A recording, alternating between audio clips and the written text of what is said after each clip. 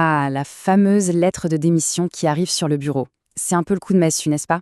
Souvent, on a l'impression que ça sort de nulle part, mais en réalité, c'est juste le point final d'un long processus, souvent très silencieux. Alors aujourd'hui, on va justement voir comment on peut changer de casquette. Comment passer du manager qui subit la situation à un leader qui, lui, est proactif. L'idée, c'est d'apprendre à repérer les signes de désengagement d'un collaborateur bien avant qu'il ne soit trop tard.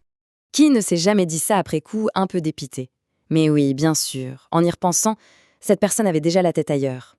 C'est ce moment un peu douloureux, on ne va pas se mentir, et qui coûte cher, en temps, en énergie, en argent. Eh bien, c'est précisément ce moment-là qu'on va essayer d'anticiper ensemble aujourd'hui. Alors, comment on fait concrètement? Eh bien, la solution, c'est de devenir une sorte de détective des signaux faibles. C'est quoi ça? Ce sont tous ces petits riens, ces changements subtils dans le comportement ou l'attitude qui, quand on les met bout à bout, finissent par raconter une histoire, l'histoire d'un départ imminent. Et pour nous aider dans cette mission, on va s'appuyer sur une checklist toute simple, mais redoutablement efficace. Bon, alors entrons dans le vif du sujet. Comment on fait pour repérer ces fameux signaux faibles? En gros, ils se manifestent de trois grandes manières. Commençons par la première catégorie, qui est sans doute la plus visible, les changements de comportement au quotidien. Alors là, attention, le point clé, ce n'est pas tant le comportement lui-même, mais bien le changement. C'est la rupture avec la normale. Par exemple, une personne qui est d'habitude un vrai moteur en réunion et qui, tout d'un coup, devient silencieuse, ou quelqu'un qui a une pêche d'enfer et dont l'énergie tombe à plat. Même l'humour, ça peut être un signe. S'il devient plus piquant, plus cynique, c'est souvent le symptôme d'un malaise. Le sarcasme, c'est parfois juste une soupape quand on n'arrive pas à dire les choses autrement. Le truc, c'est de bien connaître son équipe, de savoir quel est le mode de fonctionnement normal de chacun pour pouvoir repérer tout de suite quand quelque chose cloche. Deuxième grande catégorie de signaux, l'engagement. Ou plutôt le désengagement. Là, on parle d'une sorte de retrait professionnel. Quelqu'un qui est engagé, normalement, veut avoir un impact, non? Il ou elle propose des idées, challenge les décisions, demande plus de responsabilités. Et puis, subitement, plus rien. Ce n'est pas de la paresse, attention. C'est souvent plus profond. C'est le signe que la personne ne croit plus que ses efforts servent à quelque chose. Et alors là, alerte rouge maximale quand les conversations commencent à tourner autour des autres opportunités ou de ce qui se fait ailleurs. Là, le compte à rebours a souvent déjà commencé. Et enfin, troisième et dernière catégorie, la santé et le bien-être. Parce qu'il ne faut pas l'oublier, le corps parle et il ne ment pas.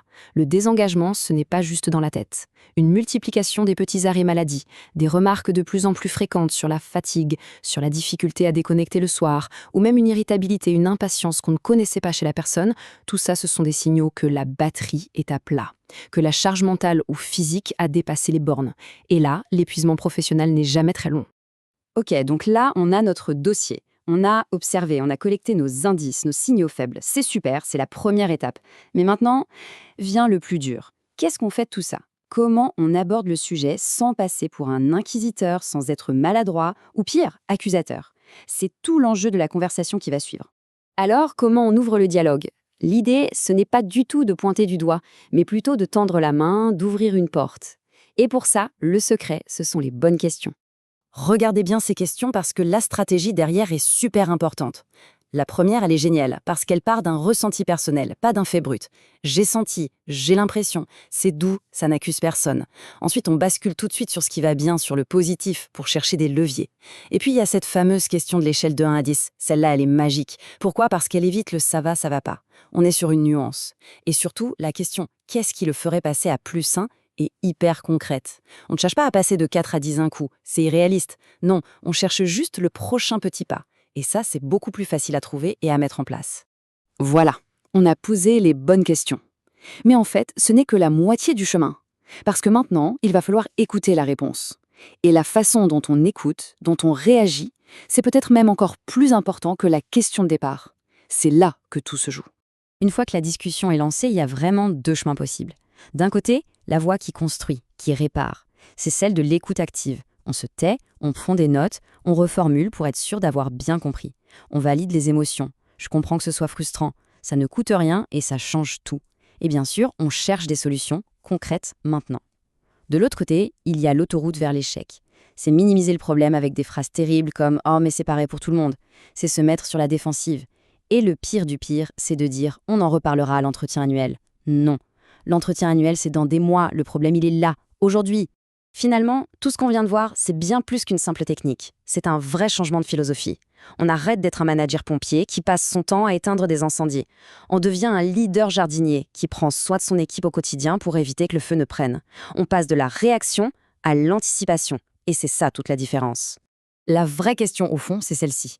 Et si la prochaine démission pouvait être évitée? Parce qu'en mettant en place cette écoute, cette attention, on ne fait pas qu'améliorer le bien-être des gens. On se donne une vraie chance de garder ses talents. Et ça, dans le monde du travail d'aujourd'hui, ça n'a pas de prix.